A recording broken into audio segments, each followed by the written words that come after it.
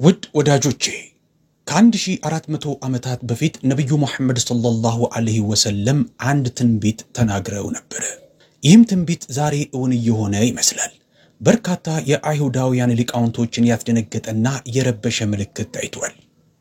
በምስራቅ ኢየሩሳሌም ቅዱሱ የኦሊቭ ተራራ ቆሟል።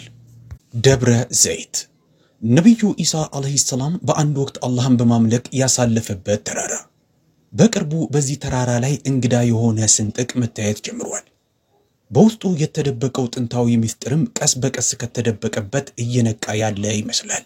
ይህ ቀድሞ የተተነበየው ምልክት ይሆን እንዴ? ነብዩ ኢሳ አለይሂ ሰላም ወደ ምድር ዳግም ተመልሶ ሲመጣ ደብረ ዘይት ወይም የኦሊቭ ተራራ ከምስራቅ እስከ ምዕራብ ይሰነጠቃል፣ በመሃሉም ትልቅ ሸለቆ ይፈጠራል በሚል በትንቢት ቀድሞ የተነገረው ምልክት ይሆን እንዴ? ነብዩ መሐመድ ሰለላሁ ዐለይሂ ወሰለም ከመጨረሻው ሰዓት ትልልቅ ምልክቶች መሃል አንዱ የነብዩ ኢሳ አለይሂ ሰላም መመለስ ነው ብለዋል። ስለዚህ ጥያቄው ያ ሰዓት የእውነት ተቃርቧል ወይስ ይተራ ተፈጥሯዊ ስነ ምህዳራዊ ክፍተት ነው? ወይንስ ኃያሉ አላህ ስለሚመጣው ቀን ለሰው ልጆች የላከው መለኮታዊ ማስጠንቀቂያ?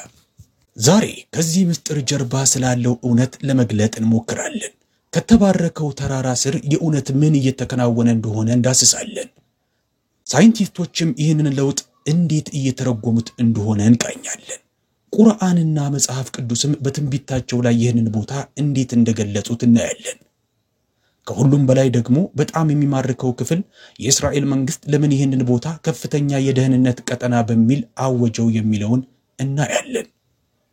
ነገር ግን ከመጀመራችን በፊት በነብዩ መሐመድ ሰለላሁ ዐለይሂ ወሰለም ንግግሮች የምታምኑ ከሆነ እንግዳውስ በኮሜንት ላይ በነብዩ መሐመድ ሰለላሁ ዐለይሂ ወሰለም ቃሎች አምናለሁ ብላችሁ ጻፉልን።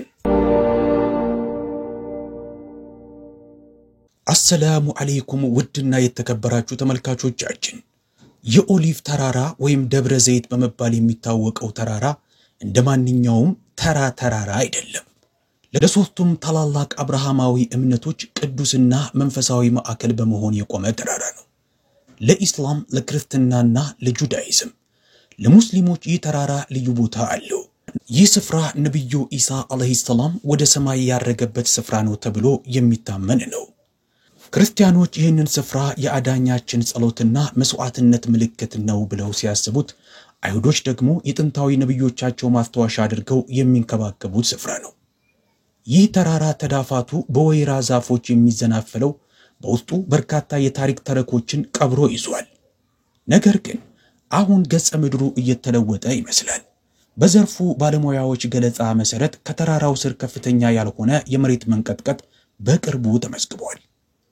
አንዳንድ ሳይንቲስቶች ይህንን እንቅስቃሴ በመሬት ስር ባለ የውሃ ለውጥ ወይም በአለቶች ንጣፍ መሃል ባለ ጫና አማካኝነት የተፈጠረ ሊሆን እንደሚችል ያምናሉ።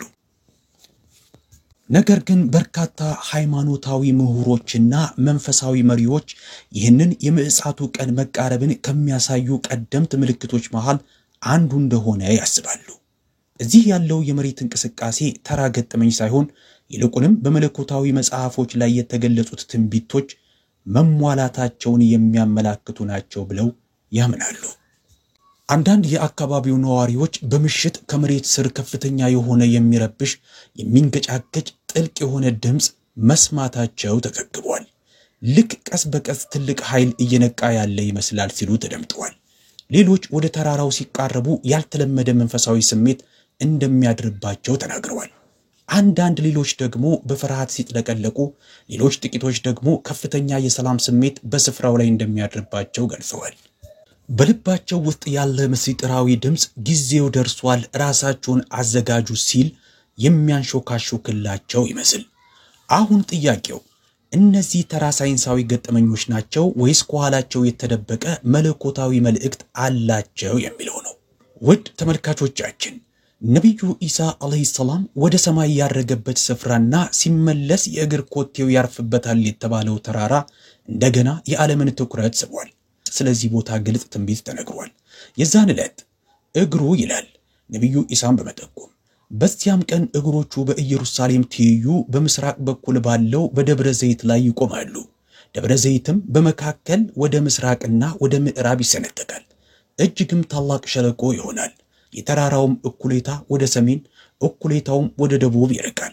በሚያስደንቅ ሁኔታ ይህ ትንቢት በአይናችን ፊት አሁን እየተፈጠረ ይመስላል። ለሺህ ዓመታት ያህል ባለበት ጸንቶ ቆሞ የነበረው የደብረ ዘይት ተራራ ከውስጥ መሰንጠቅ ጀምሯል። መሬቱም ረፍት የለሽ ሆኗል።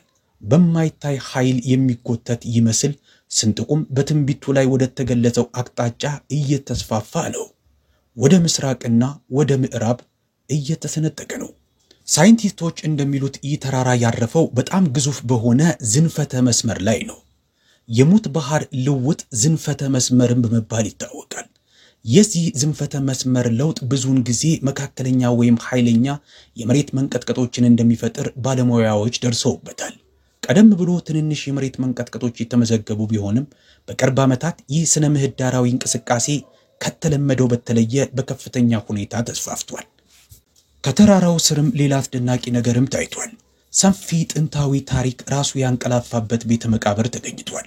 ውድ ተመልካቾቻችን ከደብረ ዘይት ወይም ከኦሊቭ ተራራ ቀጥታ ተቃራኒ ሌላ ምስጢራዊ ገጸ ምድር አለ።